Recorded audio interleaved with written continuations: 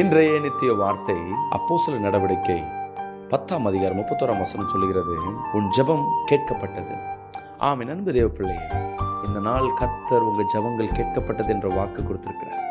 இத்தனை ஆண்டுகள், இத்தனை நாட்கள் அநேக ஜெபங்கள் பண்ணியிருப்பீங்க, அநேக விண்ணப்பங்கள் வைத்திருப்பீங்க, ஒன்று கூட உங்கள் வாழ்க்கையில் நடக்காமல் இருந்திருக்கலாம். இன்னைக்கு கர்த்தர் உங்களோடு பேசி கொண்டிருக்கிறார். உங்கள் ஜெபங்கள் கேட்கப்பட்டது. ஹல்லேலூயா. அவருக்கு பிரியமானது போல உங்கள் வாழ்க்கையில் நடந்திருக்கீங்கன்னு நினைக்கிறேன். நிச்சயமாகவே உங்கள் வார்த்தையை கர்த்தர் கனம் பண்ணியிருக்கிறார். உங்கள் ஜெபங்களை கர்த்தர் கனம் பண்ணியிருக்கிறார். நீங்கள் இன்னைக்கு தேவ சமூகத்தில் சிறிய ஜெபம் பண்ணிட்டு போங்க. உங்கள் எல்லா தேவைகளும் தேவன் அப்படியே செய்ய வல்லவராக இருக்கிறார். ஏன்னா அவர் உங்கள் மேல் இரக்கம் உள்ளவராக இருக்கிறார். அவர் மனதுருகிற தேவனாக இருக்கிறார்.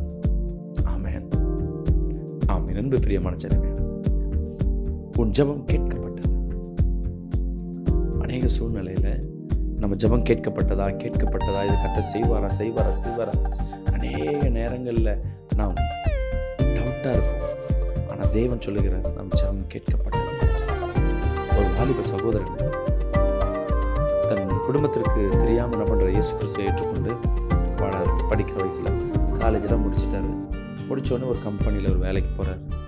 அப்போது இந்த வசனம் அவருக்குள்ளே கேள்விப்படுறாரு.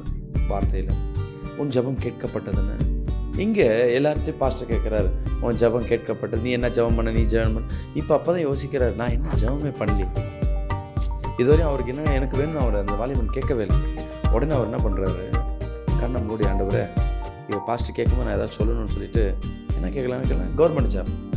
சரி, கிடைக்காது ஒன்று, ஆண்டவரே எனக்கு ஒரு கவர்மெண்ட் ஜாப் கொடுங்கன்னு சொல்லிட்டு பாஸ்டரில் என்ன கேட்கும், நீ என்னப்பா ஜெபம் பண்ணி வெயிட் பண்ணுற, நான் ஜெபம் பண்ணியிருக்கேன் பாஸ்டர், கவர்மெண்ட் ஜாப்.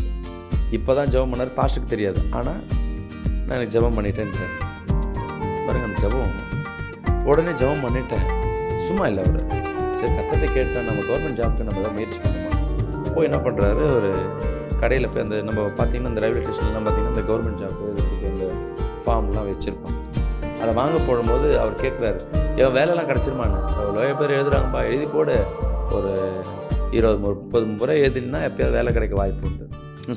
இதை சொன்ன உடனே அவர் என்ன பண்ணுறாரு, ஓகே நம்ம தேவன்கிட்ட ஜெபம் பண்ணிட்டோம், ட்ரை பண்ணுவோன்ட்டு என்ன பண்ணுறாரு, அப்ளை பண்ணுறாரு.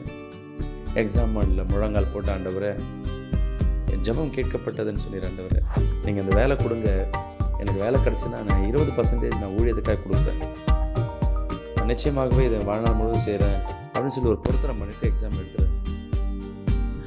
எக்ஸாம் எழுதுகிறவங்க ஹாலில் வந்தவங்கலாம் சொல்கிறாங்க, நான் 10 முறை வந்தேன், 5 முறை எழுதியிருக்கேன் அப்படின்னு. எக்ஸாம் எழுதி பல ஒரு வருடம் ஆயிடுச்சு, ஒரு ரிசல்ட் வரல. அநேகர் கேட்கும் பொழுதெல்லாம் இவருக்குள்ளே இருக்க, நிச்சயமாக கர்த்தர் செய்வார்னு சொல்லி காத்திருந்தார். ஒரு எக்ஸாம் தான் எழுதினார். ஆனால் ஒரு வருடம் கழிச்சு அந்த எக்ஸாமுக்கு ரிசல்ட் வருது. 5000 பேர் எழுதின எக்ஸாமில் இவர் ஒருத்தருக்கு 20 பேரில் இவரும் வராரு. அந்த அப்பாயின்மெண்ட் ஆர்டர் வரும்பொழுது இவருக்குள்ள என் ஜெபம் கேட்கப்பட்டது. ஆமென். அன்பு ஜனமே, அநேக சாட்சிகள் உங்களுக்கு முன்பாக இருக்கலாம். நீங்கள் பல ஆண்டுகளாய் பல நாட்களாய் நீங்கள் விண்ணப்பம் வைத்து நீங்கள் நடக்காமல் வந்திருக்கலாம். இன்றைக்கி கர்த்தர் சொல்லுகிறார், உன் ஜெபம் கேட்கப்பட்டது. ஹல்லேலூயா. நீங்கள் எதை வேண்டியிருந்தீங்களோ, இன்னைக்கு எதை வேண்ட போகிறீங்களோ, எதை கேட்க போகிறீங்களோ, கர்த்தர் அதை செய்ய போகிறார். God bless you. கர்த்தர் உங்களை ஆசீர்வதிப்பார்.